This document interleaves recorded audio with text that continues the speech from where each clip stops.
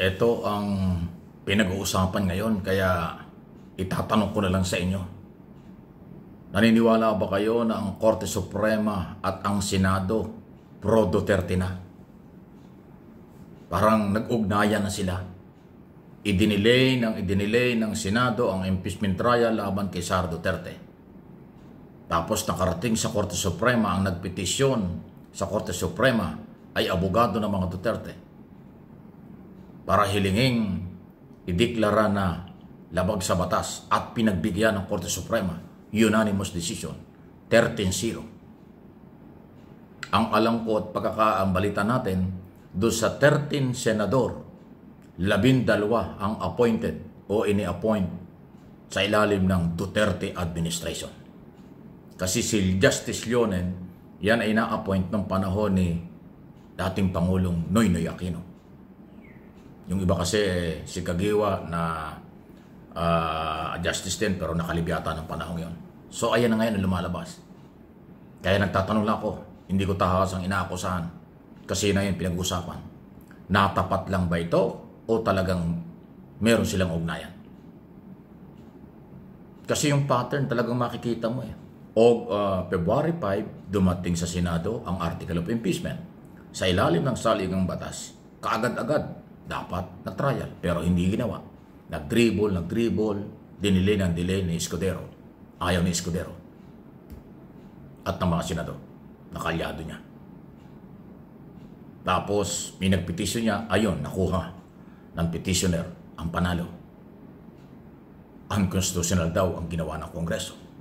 Tapos ngayon, kaagad-agad ang sabi ng mga senador na kaalyado ni Escudero at maging si Escudero, tapos na ito, nagsalita na ang Korte Suprema. Binaliwala na ni Escudero at ng ibang mga senador yung kanilang constitutional duty na kapag may impeachment, sila ang magdi-decide at magtatrial, hindi Korte Suprema, hindi kahit sino. Nawala na yon. Ayaw na nilang labanan, ipaglaban ang kanilang obligasyon under Constitution. Kaya tinatanong ko ulit, Supreme Court at mga senador under Escudero, Duterte na nga ba? May sabwatan niya ba? Anong inyong masasabi diyan? Okay? Any comment, react, malaya po kayo.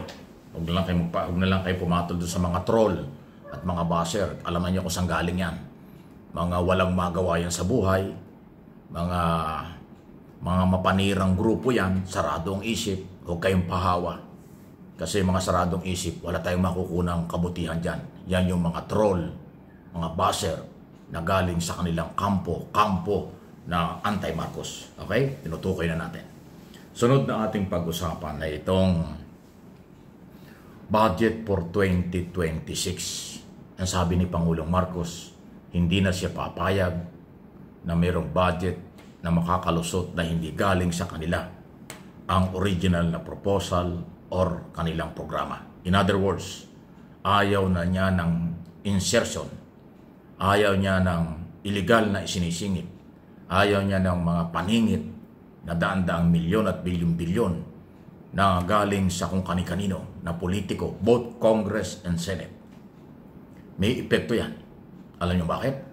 Kasi pag nawala yung insertion, tatama din.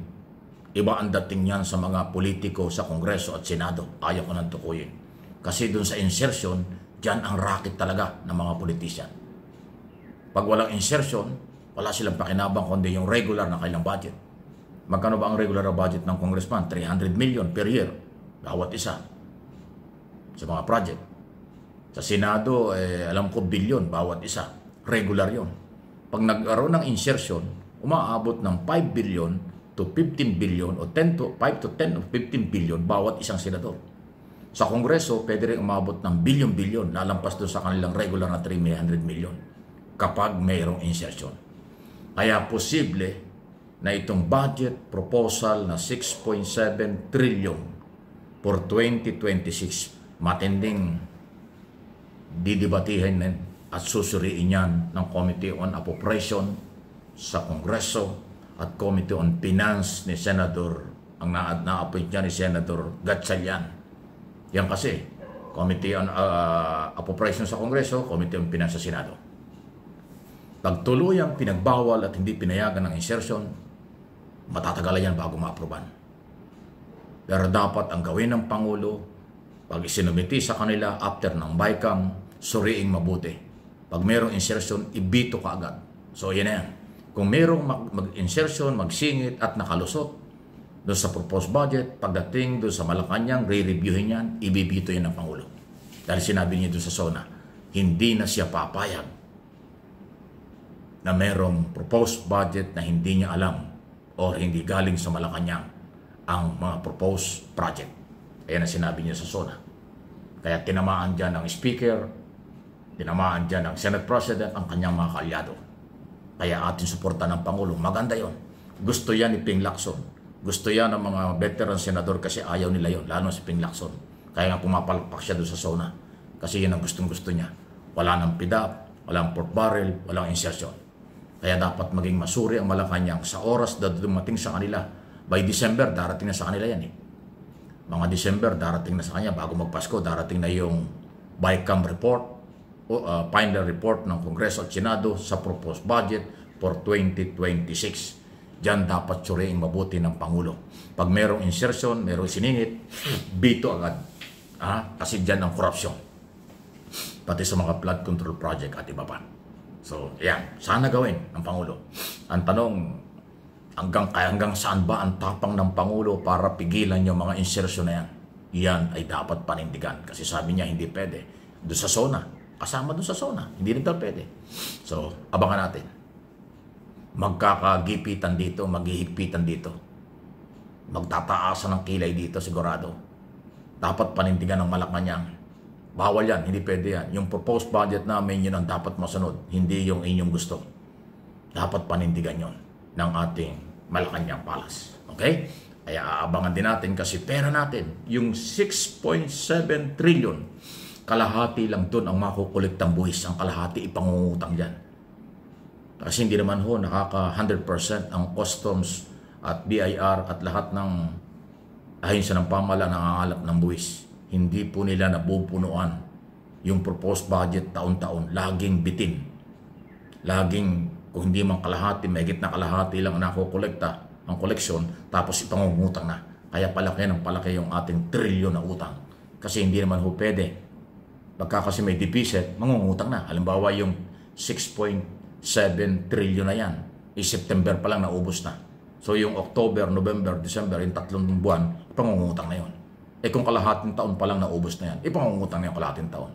Kung yung koleksyon ng buwis natin halimbawa ay 4 billion o 4 trillion, di merong 2.7 na kulang, ipangungutang yun. Ganun po katindi.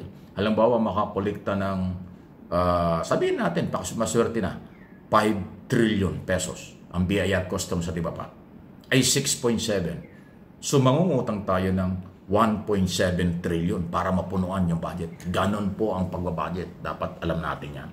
Please like, share ng ating mga topic.